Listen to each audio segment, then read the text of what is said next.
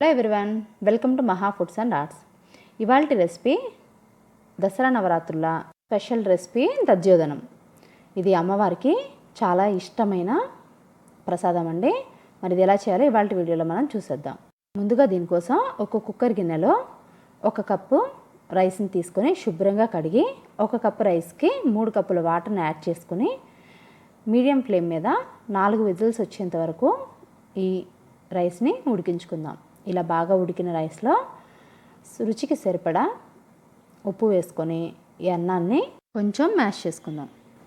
ఇలా మెత్తగా కలుపుకున్నాక దీంట్లో మనం ఫ్రెష్ కర్డ్ని 500 ml తీసుకొని దీంట్లో యాడ్ చేసుకుందాం. పెరుగు పుల్లగా ఉండకూడదండి, కమ్మగా తీగా ఉండాలి.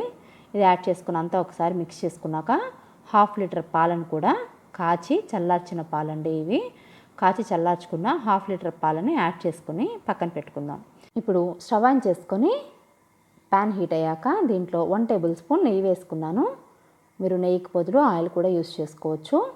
ఇది వేడయ్యాక దీంట్లో 1 టేబుల్ స్పూన్ పచ్చిశనగపప్పు, అలానే 1 టేబుల్ స్పూన్ సాయి మినపప్పు, 1/2 టేబుల్ స్పూన్ ఆవాలు, 1/2 టేబుల్ స్పూన్ జీలకర్ర వేసుకుని ఇది కొంచెం ఫ్రై అవనిద్దాం. ఇది కొంచెం చిటపటమన్నప్పుడు 2 ఎండుమిర్చి కట్ చేసుకొని వేసుకొని అలానే కొంచెం కరివేపాకు కూడా వేసుకుందాం. ఇది కొంచెం ఫ్రై అయ్యాక సన్నగా కట్ చేసుకున్న అల్లం ముక్కలండి ఇవి 1 టేబుల్ స్పూన్ తీసుకున్నాను.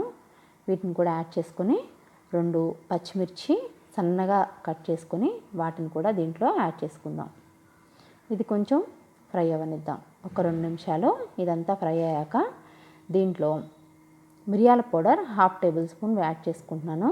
అలానే 1/2 టేబుల్ స్పూన్ శొంఠి పౌడర్ అండి ఇది. ఈ శొంఠి పౌడర్ యాడ్ చేసుకున్నాక దీన్నంతా ఒక్కసారి కలుపుకొని స్టవ్ ఆఫ్ చేసేసుకుందాం. ఇప్పుడు ఈ పోపుని మనం ముందుగా కలిపి పెట్టుకున్న కర్డ్ రైస్లోకి ట్రాన్స్ఫర్ చేసుకోవాలి. చూసారు కదా, ఎంతో సింపుల్గా అమ్మవారికి ఎంతో ఇష్టమైన నైవేద్యం దధ్యోదనం రెడీ అయిపోయింది.